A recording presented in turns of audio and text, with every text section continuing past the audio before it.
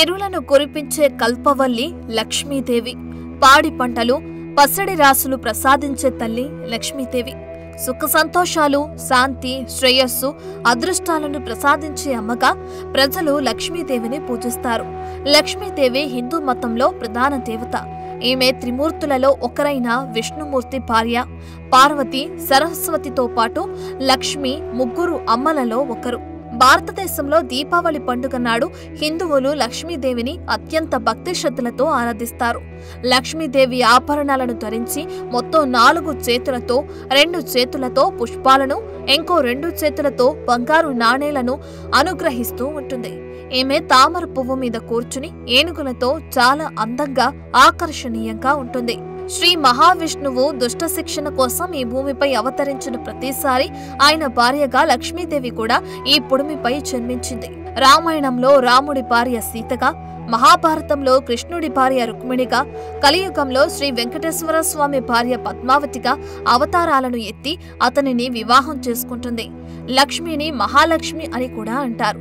ప్రతి సంవత్సరం శ్రావణ మాసం 2వ శుక్రవారం వరలక్ష్మి వ్రతాన్ని ఆచరించి లక్ష్మీదేవిని పూజిస్తారు.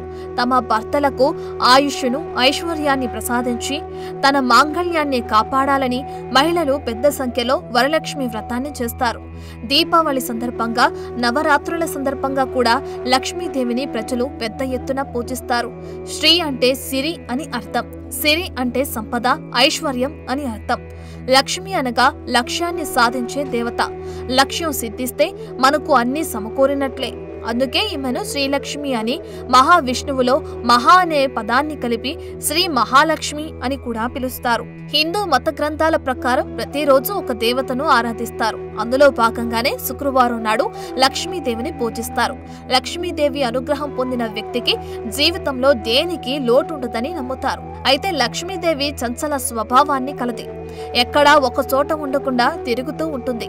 గర్విష్ఠులు, ఈర్ష, ద్వేషాలు కలవారి ఇంట లక్ష్మి ఒక్క క్షణం కూడా ఉండదంటారు.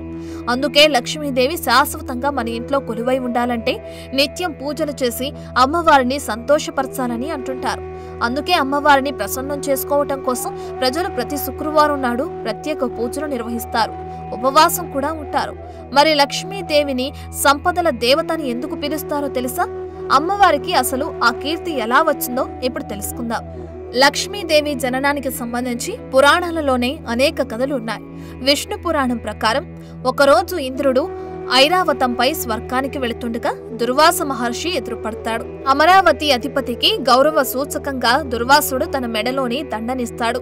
గర్వంతో కళ్ళు మూసుకుపోయిన ఇంద్రుడు దండను ఇచ్చిందెవరన్న విషయాన్ని పట్టించుకోకుండా, కనీసం కృతజ్ఞతలు కూడా చెప్పకుండా ఆ దండను తన ఏనుగు తొండానికి తగిలిస్తాడు. తొండాన్ని అటూ ఇటూ ఆడిస్తున్న ఏనుగు ఆ దండను కిందకి విసిరేసి కాళ్లతో తొక్కుతుంది. అసలే కోపిష్టైన దుర్వాసుడు ఆ దృశ్యాన్ని చూసి మరింత కోపాద్రిక్తుడై, ఓ ఇంద్ర, మితిమీరిన అహంకారం, గర్వంతో ప్రవర్తించిన నిన్ను ఈ భోగ భాగ్యాలన్నీ వీడిపోతాయి. నీ రాజ్యం నుండి లక్ష్మి వెళ్లిపోవుగాక అని శపిస్తాడు. దుర్వాసుని శాపం కారణంగా లక్ష్మి స్వర్గాన్ని వీడి పాల సముద్రంలో నివసించసాగింది. దాంతో స్వర్గలోకం నిర్వీర్యమవుతుంది. అష్టైశ్వర్యాలు నశించిపోతాయి. బలి నాయకత్వంలో రాక్షసులు అమరావతిపై దండెత్తుతారు. ఇంద్రుడిని ఓడించి దేవతలందరినీ స్వర్గలోకం నుండి తరిమేస్తారు. అప్పుడు ఇంద్రుడు తన గురువు బృహస్పతి సలహా మేరకు బ్రహ్మదేవుడి వద్దకు వెళ్లి జరిగిన విషయాలు వివరిస్తాడు. ఆ తర్వాత బ్రహ్మ ఇతర దేవతలను వెంటబెట్టుకుని విష్ణుమూర్తి దగ్గరికి వెళ్లగా అమృతాన్ని స్వీకరించి బలాన్ని పొంది రాక్షసులను ఓడించవచ్చని, సిరి సంపదలను మళ్లీ పొందవచ్చునని, అందుకోసం క్షీరసాగరాన్ని మదించాలని విష్ణువు సలహా ఇస్తాడు. అయితే క్షీరసాగర మదనం దేవతలకొక్కరికి సాధ్యమయ్యే పని కాదు. రాక్షస గణాన్ని కూడా క్షీరసాగర మదనానికి ఒప్పించి క్షీరసాగరాన్ని మదించడం మొదలు పెడతారు. మందర పర్వతాన్ని కవ్వంగా చేసి వాసుకి అనే సర్పాన్ని తాడుగా చుట్టి ఒకవైపు దేవతలు, మరోవైపు రాక్షసులు ఆ సర్పాన్ని పట్టుకుని పాల సముద్రాన్ని చిలకడం మొదలు పెడతారు. విష్ణుమూర్తి కుర్మావతార రూపంలో మంద పర్వతం మునిగిపోకుండా చూస్తాడు. సముద్ర మదనం నుండి మొదట హాలాహలం పుడుతుంది. ఆ హాలాహల విషపు వేడికి లోకాలన్నీ అల్లాడిపోతాయి. అప్పుడు మహాశివుడు వచ్చి హాలాహలాన్ని త్రాగి తన కంఠంలో ఉంచుకుంటాడు. అప్పుడు మళ్లీ పాల సముద్రాన్ని మదించగా అందులో నుండి కామధేనువు, తెల్లని అశ్వం, ఐరావతం, కల్పవృక్షం, అమృతంతో పాటు కళ్ళు చెదిరే అందంతో పాల సముద్రంలో నివసిస్తున్న లక్ష్మీదేవి జన్మిస్తుంది. పాల సముద్రంలో నుండి జన్మించింది కనుక ఆమె సముద్రరాజ తనయ అయ్యింది. తరువాత పాల సముద్రం నుండి చంద్రుడు జన్మిస్తాడు. అందుకే చంద్రుడిని లక్ష్మీదేవి సోదరుడు అంటారు. అప్పుడు లక్ష్మీదేవిని శ్రీ మహావిష్ణువు పెళ్లాడతాడు. లక్ష్మీదేవి జననంతో ముల్లోకాలకు సుఖ సంతోషాలు, అష్టైశ్వర్యాలు తిరిగొచ్చాయి. దేవతలు అమృతాన్ని తాగి అమరులయ్యారు. రాక్షసులపై యుద్ధం చేసి అమరావతి నగరాన్ని మళ్లీ స్వాధీనం చేసుకుంటారు. దాంతో స్వర్గలోకంలోకి సిరి సంపదలు మళ్లీ వస్తాయి. అప్పట్నుంచి లక్ష్మీదేవిని సంపదలు, శ్రేయస్సు, వైభవానికి ప్రతీకగా కొలుస్తారు. ముఖ్యంగా శుక్రవారాన్ని లక్ష్మీదేవికి ప్రీతికరమైన రోజుగా పురాణాలు పేర్కొంటాయి. శ్రీ మహావిష్ణువు శక్తికి, సిరికి, మాయకు కారణం ఆయనకు లక్ష్మి తోడుండడమే అంటారు. భూదేవి కూడా లక్ష్మికి మరో అంశ అని చెబుతారు. విష్ణుమూర్తికి సృష్టి ఆది నుండి లక్ష్మి తోడుగానే ఉన్నదని, ఆమె నిత్యాన పాయిని అంటే ఎన్నడూ విడివడనిది అని అర్థం. లక్ష్మీనారాయణులు వేరు కారని శ్రీ వైష్ణవ సాంప్రదాయంలో చెబుతారు. సృష్ట్యాదిలో దేవి సృష్టిని పాలించడానికి విష్ణువుకు తోడుగా ఉండమని లక్ష్మిని ప్రసాదించిందని దేవి భాగవతంలో చెప్పబడింది. ఒకమారు లక్ష్మి విష్ణువు నుండి వేరు కావటం వలన విష్ణువు శక్తిహీనుడయ్యాడు. అప్పుడు బ్రహ్మ ఆనతిపై భృగు మహర్షి తపస్సు చేయగా లక్ష్మి భృగువు ఖ్యాతిల కుమార్తెగా జన్మించిందని, తర్వాత ఆమెను భృగు మహర్షి విష్ణువుకు ఇచ్చి పెళ్లి చేశాడని, కనుక లక్ష్మికి భార్గవి అని కూడా అంటారని చెప్పబడింది. దేవి భాగవతంలో మహాశక్తియే మహాలక్ష్మిగా చెప్పబడింది కాబట్టి ఆమెను అష్టభుజ మహాలక్ష్మిగా వర్ణించారు. అష్ట మహాలక్ష్ములు ఎలా ఉంటారో ఇప్పుడు చూద్దాం. 1. ఆదిలక్ష్మి. ఈమెను మహాలక్ష్మి అని కూడా అంటారు. 4 హస్తాలతో, ఒక చేత పద్మం, మరొక చేత పతాకం ధరించి 2 చేతులందు అభయ వరద ముద్రలు కలిగి ఉంటుంది. 2. ధాన్యలక్ష్మి. 8 చేతులతో, పచ్చని వస్త్రాలతో ఉంటుంది. 2 చేతులలో పద్మాలు, ఒక చేత కథ, 3 చేతులతో వరికంకి, చెరుకు గడ, అరటిగెల కలిగి 2 చేతులు వరదాభయ ముద్రలతో ఉంటుంది. 3. ధైర్యలక్ష్మి. ఈమెను వీరలక్ష్మి అని కూడా అంటారు. 8 చేతులతో ఉంటుంది. ఎర్రని వస్త్రాలు ధరించి చక్రం, శంఖం, ధనుర్బాణాలు, త్రిశూలం, 2 చేతులు వరదాభయ ముద్రలతో ఉంటుంది. 3. గజలక్ష్మి. ఈమెను రాజ్య ప్రదాత అంటారు. 4 హస్తాలు కలిగిన మూర్తి. ఇరువైపులా 2 గజాలు అభిషేకం చేస్తుంటాయి. ఎర్రని వస్త్రాలు ధరించి 2 చేతులతో 2 పద్మాలు కలిగి మరో 2 చేతులు వరదాభయ ముద్రలతో ఉంటుంది. 5. సంతానలక్ష్మి. 6 చేతులు కలిగి ఉంటుంది. 2 కలశాలు, ఖడ్గం, డాలు ధరించి ఒడిలో బిడ్డ కలిగి, ఒక చేత అభయముద్ర కలిగి మరొక చేత బిడ్డను పట్టుకుని ఉంటుంది. బిడ్డ చేతిలో పద్మం ఉంటుంది. 6. విజయలక్ష్మి. ఈమె 8 చేతులు కలిగి ఉంటుంది. ఎర్రని వస్త్రాలు ధరించి శంఖము, చక్రము, ఖడ్గం, డాలు, పాసం ధరించి 2 చేతులు వరదాభయ ముద్రలతో ఉంటుంది. 7. విద్యాలక్ష్మి. ఈమె శారదాదేవి, చదువుల తల్లి, చేతిలో వేణుతో ఉంటుంది. 8. ధనలక్ష్మి. ఈమె 6 హస్తాలతో ఎర్రని వస్త్రాలు ధరించి శంకు చక్రాలు, కలసం, ధనుర్బాణాలు, పద్మం ధరించి ఉంటుంది. అభయముద్రలోనున్న చేతిలో నుండి బంగారు నాణేలు వర్షిస్తున్నట్లు ఉంటుంది. చాలా మంది దేవతలలాగానే లక్ష్మీదేవి కూడా ఎన్నో పేర్లు, అష్టోత్తర శతనామ స్తోత్రం, సహస్రనామ స్తోత్రం వంటివి ఉన్నాయి. లక్ష్మి, శ్రీ, సిరి, భార్గవి, మాత, పలుకు తేనెల తల్లి, నిత్యాన పాయిని, క్షీర సముద్ర రాజతనయ, పద్మ, పద్మాక్షి, పద్మాసన, కమల, పద్మప్రియ, రమ, ఇందిర అనే నామాలతో లక్ష్మీదేవిని భక్తులు స్తుతిస్తుంటారు. ఇప్పుడు పూరి జగన్నాథ ఆలయంలో లక్ష్మీదేవికి సంబంధించిన కథ గురించి చూద్దాం. పూర్వం పూరి అనే గ్రామానికి చెందిన శ్రీయ చండాలిక అనేవారు లక్ష్మీదేవిని పూజించగా జగన్నాథుడు భార్య అయిన లక్ష్మీదేవి వారింటికి వెళుతుంది.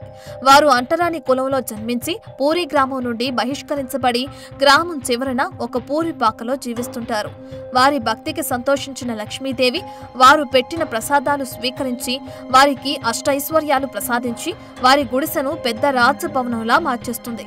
ఈ విషయం విన్న బలభద్రుడు అంటరాని వారి ఇంటిని సందర్శించిన లక్ష్మీదేవిని విడిచిపెట్టమని జగన్నాథుణ్ణి ఆజ్ఞాపిస్తాడు. అన్న బలభద్రుడి ఆజ్ఞను శిరసావహించిన జగన్నాథుడు లక్ష్మీదేవిని విడిచిపెడతాడు. అప్పుడు లక్ష్మి పూరి గ్రామాన్ని విడిచి శ్రీయ చండాలిక ఇంటిలోనే ఉండసాగింది. ఆ తర్వాత బలభద్ర భగవానుడు పూరిలోని పెద్ద వంటగదిలో వంట చేద్దామని వస్తాడు. అయితే ఆ వంటశాలకు అధిపతి అయిన లక్ష్మీదేవి అక్కడ లేకపోవడంతో కట్టెల పొయ్యి కూడా వెలగదు. బియ్యం, కూరగాయలు అన్నీ మాయమైపోతాయి. తినడానికి అక్కడ ఏమీ మిగలవు. అన్నం లేకపోవడంతో పూరి దేవాలయంలోని సుభద్ర, బలభద్రుడి సహా జగన్నాథుడు కూడా ఆకలికి అలమటిస్తారు. దేవాలయానికి వచ్చిన భక్తులు, పూజారులతో సహా ఆ గ్రామంలోని ప్రజలందరూ అన్నం దొరక్క ఆకలికి తట్టుకోలేక ఏడుస్తుంటారు. క్రమంగా పూరి గ్రామంలో శాంతి, సంపద, శ్రేయస్సు, శక్తి దూరమై దురదృష్టం, ఆకలి ప్రవేశిస్తుంది. ప్రజలు అన్నం కోసం ఒకరిని ఒకరు కొట్టుకుంటూ, చంపుకుంటూ జీవిస్తారు. బలభద్ర భగవానుడు, సుభద్రాదేవి అలాగే జగన్నాథుడు వీధుల్లోకి వచ్చి అన్నం కోసం ప్రజల్ని వేడుకుంటుంటారు. అయినా వారికి తినడానికి తిండి దొరకదు. ఒంట్లో శక్తి లేక అలాగే రోడ్డు మీద కూలబడతాడు బలభద్రుడు.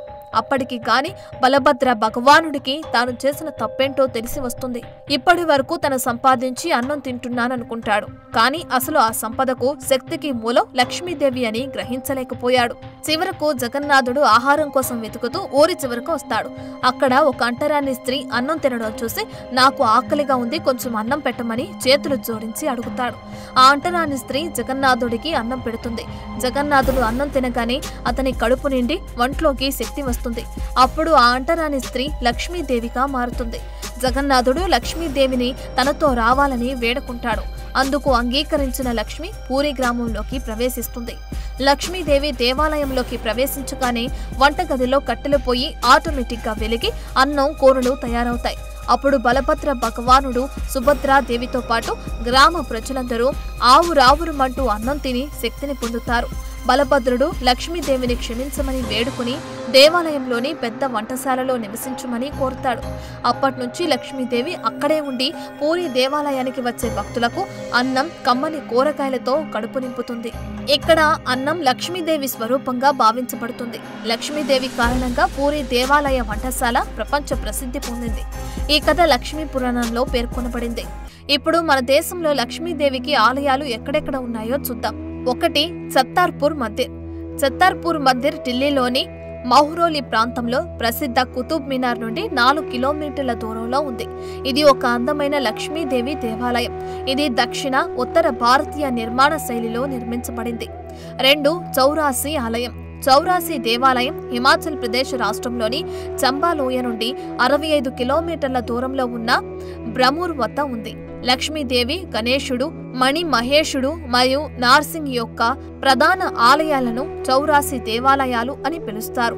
3. మహాలక్ష్మి దేవాలయం. ముంబైలోని మహాలక్ష్మి ఆలయం నగరంలోని పురాతన పుణ్యక్షేత్రాలలో ఒకటి.